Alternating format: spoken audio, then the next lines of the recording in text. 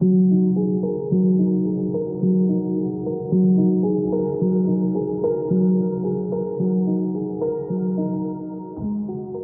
Marcel, merci d'avoir accepté de répondre à nos questions aujourd'hui. Marcel, dès les années 60, tu enseignes à l'École des Beaux-Arts, tu as enseigné à l'École d'architecture, par la suite à l'École des arts visuels, c'est tout un parcours et la fin des années 60 a été très, très chargée, très pleine d'expériences pour toi, mais pour le Québec aussi. Veux-tu nous parler rapidement de cette période de la fin des années 60 pour toi? Oui, je pense que j'ai dû terminer, j'ai pas regardé ce matin, mais en 61, probablement, à l'École des beaux-arts. Je veux dire que moi, quand je suis arrivé à l'École des beaux-arts, je venais de la campagne, j'étais comme ouvert à tout. Tu sais, moi, j'avais travaillé comment dire, très, très, très retiré, si on veut. Tu sais, j'avais découvert les impressionnistes un peu naïvement. J'avais découvert Van Gogh. Pour moi, c'était un peu une révélation. Tu sais. Ça, avant même d'arriver à l'École des beaux-arts. Et quand je suis arrivé à l'École des beaux-arts, j'ai été très déçu.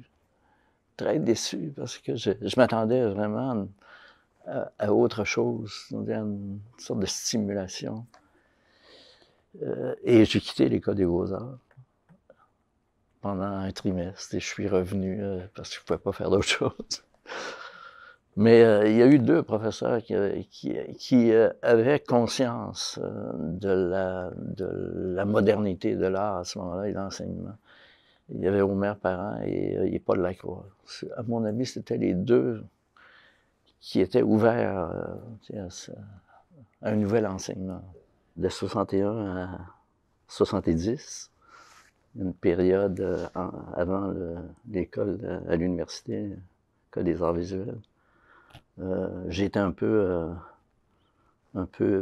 partout et nulle part. J'ai travaillé beaucoup dans mon atelier à ce moment-là. Je me considérais pas comme un professeur éventuel. Je voulais être un artiste. Pour moi, tout mon temps était donné à cela. D'ailleurs, mais je fréquentais quand même des gens, surtout vers la fin, là, vers les années 67, 68, des gens à l'école d'architecture. J'ai probablement, j'étais pas très bien vu probablement à l'école des beaux-arts parce que j'avais contesté certains enseignements. Et la dernière année, probablement en 68, j'avais même refusé d'un cours que m'avait offert. J'ai dit, je ne peux pas enseigner ce type de cours-là. Mais il faut dire qu'entre-temps, j'avais quand même fait une exposition importante au Musée du Québec, sous l'invitation de Guy Viault, qui venait d'être nommé directeur à ce moment-là. Et il y avait beaucoup d'effervescence, donc j'avais une certaine crédibilité à partir de ça. Donc j'ai été invité par les nouveaux professeurs d'école d'architecture à donner des cours de sculpture, des cours de modelage, enfin des cours d'art à l'école d'architecture. Parmi ces professeurs-là, il y avait Pierre Larochelle, il y avait Benoît Bernier, il y avait un nommé Pierre Larochelle qui va jouer un rôle important dans le passage de l'École Oui, des mais beaux-arts à c'est là l'École des arts que visuels. c'est à partir de ça, c'est-à-dire que nous, on s'est connus. Et, quand il a été question, c'est-à-dire du passage de l'École des beaux-arts à l'université, moi, je n'ai jamais été vraiment professeur à l'École des beaux-arts. J'ai donné des cours, j'ai remplacé des professeurs sur invitation spontanée comme ça. Comme il avait été question du passage de l'École des beaux-arts à l'université, moi, j'avais été repéré probablement par le ministère parce que je venais de faire une exposition. Puis, en tout cas, donc, j'avais une invitation, un contrat du ministère à ce moment-là pour préparer un programme de maîtrise à l'université. C'est apparu étrange quand je suis arrivé à l'université pour présenter ça. Ils ont dit, mais vous commencez à l'envers. Ben, c'était une façon d'établir une relation quand même. Et on avait travaillé avec un groupe d'étudiants finissants à ce moment-là, à l'École des beaux-arts. Je pensais à cela ce matin, pendant probablement en 69. Là, il y avait eu vraiment des contacts qui s'étaient faits avec l'université à partir de l'école d'architecture parce que c'était des gens qui, on pensait qu'il y avait une relation possible entre l'architecture et les arts visuels à ce moment-là. Donc, on avait délégué 2 professeurs de l'école d'architecture, donc qui étaient Benoît Bernier et Pierre Larochelle, et avec Omer Parent, qui lui avait été choisi par les étudiants de l'école des Beaux-Arts. Et on avait demandé à ce moment-là, on avait invité un type de l'extérieur. C'était une demande un peu de l'université aussi, quelqu'un en communication. C'était Gaston Lheureux qui avait été choisi à ce moment-là. Et on se réunissait, c'était un peu informel, on n'avait pas de mandat précis, on essayait de penser un peu comment serait une nouvelle structure d'enseignement de l'art dans le contexte universitaire. Ce qui est curieux, c'est qu'on se donnait quand même une certaine autorité, parce qu'on discutait, moi, avec eux autres et avec Omer Parent, qui passerait à l'université, c'est-à-dire dans les professeurs qui étaient à l'École des Beaux-Arts. Quels sont ceux qui passeraient à l'université et ceux qu'on pensait qu'ils ne pourraient pas faire ce passage-là, donc accepter le nouveau type d'enseignement. Ce que tu me dis finalement, c'est qu'avant qu'il y ait un comité conjoint formel où siégeait l'État, l'université, l'école, il y a eu un comité informel. Informel un peu, oui. C'est intéressant. Je dirais en fin 68, 69, avant que la structure soit mise en place. Là. Comment on voyait le passage vers la formation universitaire? Qu'est-ce que ça représentait pour toi, Marcel? Moi, je trouvais ça, j'étais très positif pour ça. Mais beaucoup de professeurs à l'École des Beaux-Arts avaient peur que l'enseignement devienne un peu trop intellectuel. Tu sais, ils s'étaient fait toute une image. Moi, je voyais ça comme une ouverture, je dois dire, parce que je contestais le type d'enseignement qui se faisait à l'école. Je trouvais que c'était un enseignement qui était un peu sur le modèle des écoles techniques. On enseignait les techniques et il n'y avait pas une spéculation critique sur l'art qui se faisait vraiment. Et nous, moi, quand j'étais à l'école, on allait chercher nos informations sur l'art. On disait l'art moderne à ce moment-là, c'est-à-dire dans les revues, on se disait, il s'est passé quelque chose quand même au début du siècle. Comment se fait-il que nous, on n'est pas en accord avec ça? Quelles étaient les influences pour rêver cette formation universitaire? Alors, moi, je sais pas, quand je voyais, c'est-à-dire moi, quand j'ai découvert la peinture de Paul Klee, par exemple, ça a été une révélation. Vraiment une révélation. Je me suis dit, ça, c'est de la peinture. C'est-à-dire, ça, c'est une possibilité de faire de la peinture en dehors des catégories stylistiques, là, parce que l'enseignement se faisait à partir de catégories toutes faites, si on veut. Et là, je voyais une ouverture, mais quand je voyais, je sais pas, la sculpture de Giacometti, par exemple, je trouvais qu'il y avait quelque chose de vraiment neuf là-dedans, c'est-à-dire qui débordait de beaucoup ce qu'on enseignait. C'est-à-dire l'enseignement en sculpture chez nous, c'était à l'École des Beaux-Arts, c'était l'enseignement pour la statuaire d'église. C'était très fermé. Là. Et on enseignait, en fait, comment faire ce qui s'était fait. Ça n'ouvrait pas sur des possibilités. Là. Mais quand on regardait, nous, ce qui se faisait, là, ce qui s'était fait, ce qui se faisait dans les années 40, là, en sculpture, on s'est dit, mais on est en dehors de la carte, là, on n'est pas... Et le premier programme de l'École des arts visuels était quand même extrêmement audacieux pour l'époque. Oui, c'était très audacieux, je dois dire, parce qu'on a défini vraiment un cadre conceptuel pour aborder l'enseignement. Mais tout le problème était comment situer les techniques à l'intérieur de ça. Donc, il fallait revenir à des éléments plus fondamentaux. C'est pour ça que la première catégorie, c'était forme, couleur, mouvement. Mais il fallait mettre des cours à l'intérieur de ça. Et là, il fallait formuler.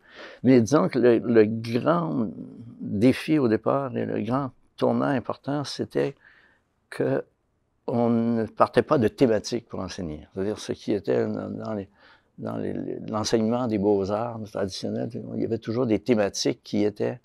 Et moi, je disais que quand on parle de thématiques, on donne le sens avant la pratique. Donc, il faut inverser ça. Il faut savoir qu'est-ce qui est en jeu dans une pratique en art.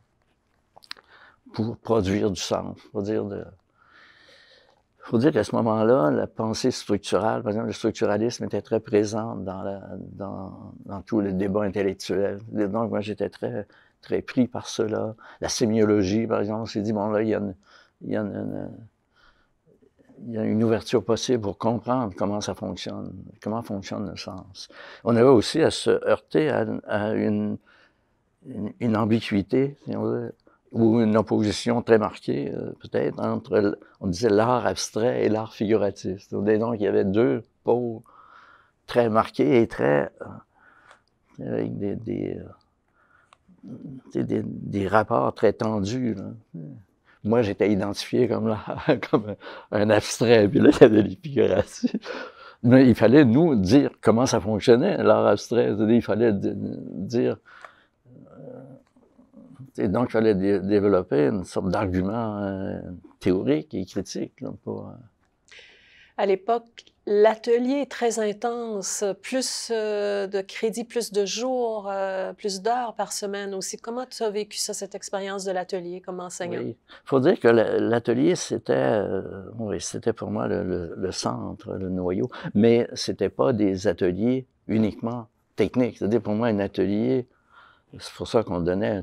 Simplement, ça existe même encore. Quand on dit analyse factuelle, par exemple, dans un cours, il y a plusieurs techniques qui peuvent s'insérer à l'intérieur d'une proposition. Tu sais. Donc, il fallait ouvrir mais l'atelier, c'était le lieu de création. C'est le lieu. Mais l'atelier, c'est toujours c'est très concret, une pratique en art. Moi, j'insistais beaucoup là-dessus. C'est-à-dire, on part du concret des choses. Comment tu vois, comment tu as vu au fil des ans ton rôle d'enseignant comme artiste qui enseigne à de futurs Je vais vous artistes au niveau faire un universitaire? aveu simple. Je me sentais pas du tout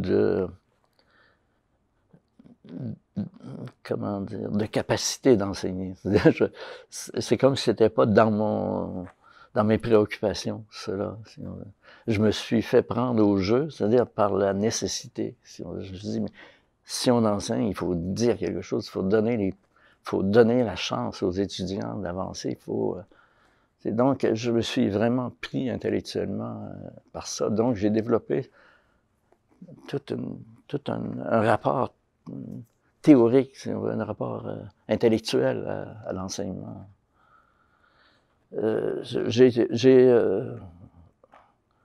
J'ai eu besoin de faire ça, autrement, j'aurais pas tenu le coup. Mais je défendais en même temps qu'on ne pouvait pas enseigner en art si on n'avait pas de pratique. Donc, je m'appuyais en même temps beaucoup sur ma pratique pour enseigner.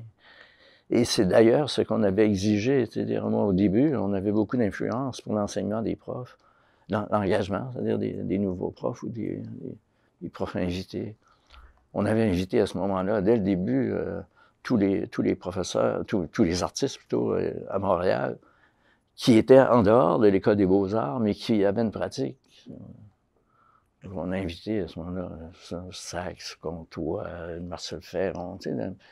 Cet aspect-là d'artistes invités ou de professeurs invités était une source d'émulation pour les professeurs qui Oui, créaient cette nouvelle il y a école. eu énormément d'émulation et c'était très stimulant pour tout le monde. Il y avait des débats, des discussions incroyables.